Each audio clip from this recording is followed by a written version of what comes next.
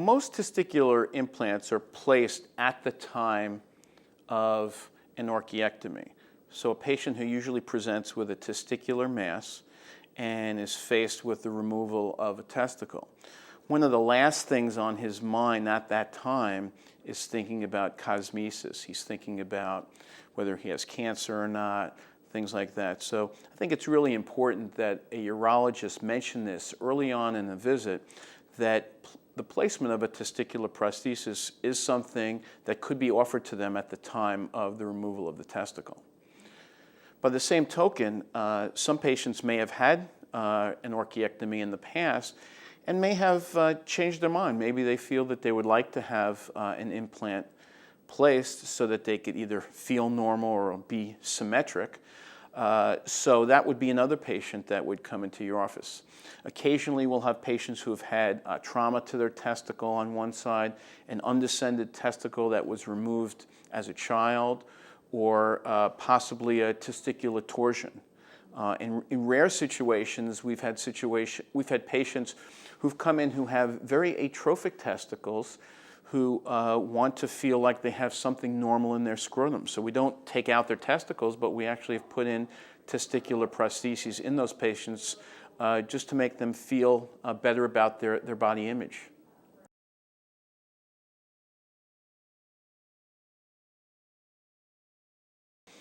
Well, that becomes a decision that will be between the physician, the parent, and the patient. Especially in adolescent males, I think the input from the child is very important. It's the type of thing where boys are going through adolescence, and it may be something important to them. With children, things are a little different in that depending on the age of the placement of the prosthetic, if they're small implants, they may need to be upsized over time, which might require a second or a third operation. So that's something to consider. A testicular implant could always be put in at a later date as well, if when a child gets to the age that he can make decisions on his own, he feels that it's important enough to have that placed as well. And the Terosa, I think, is a great option for him.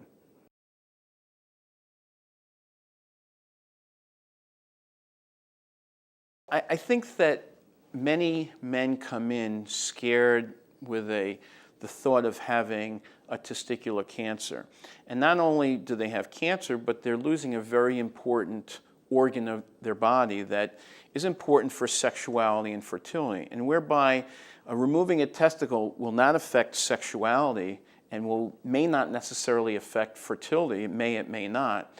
The body image issues become a real important issue kind of down the line. And I've seen patients be able to get through this a little easier with this type of situation. I've also seen unique situations where patients have had very small testicles, were very shy with girls and very reticent to move ahead in relationships. I've put in larger testicular implants, filled their scrotum just like a quote-unquote normal male, and it's really boosted their self-esteem in a major way.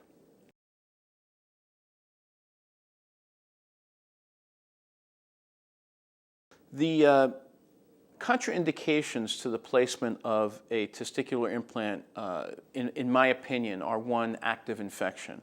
Anyone who has an active infection going on either in the skin or in the scrotal area or around the testicle, meaning epididymitis or an infectious process, is a contraindication to the placement of a prosthetic.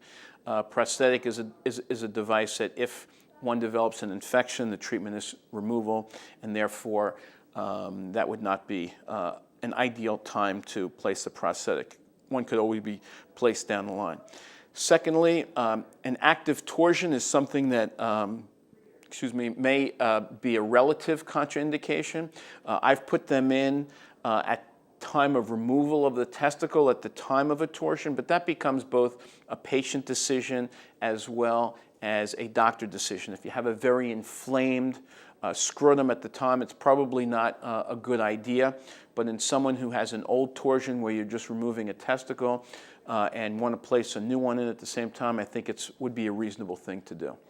Another possibility would be a patient who is immunocompromised. You would have to look at the risk-benefit ratio, because although there is not any hard data to show that patients who are immunocompromised will have a higher rate of infection, it's another factor to consider. The other relative contraindication would be someone with a small scrotum whereby you don't think you can make a big enough space to place the prosthetic. In those situations, it's probably not a great idea either.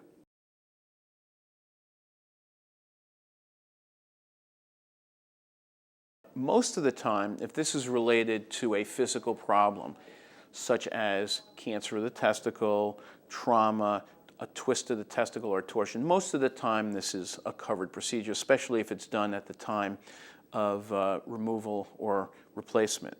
There are situations where this could just be a cosmetic situation where patients want to have something placed where the insurance carrier may give you a problem with this, but most of the time reimbursement has been pretty good.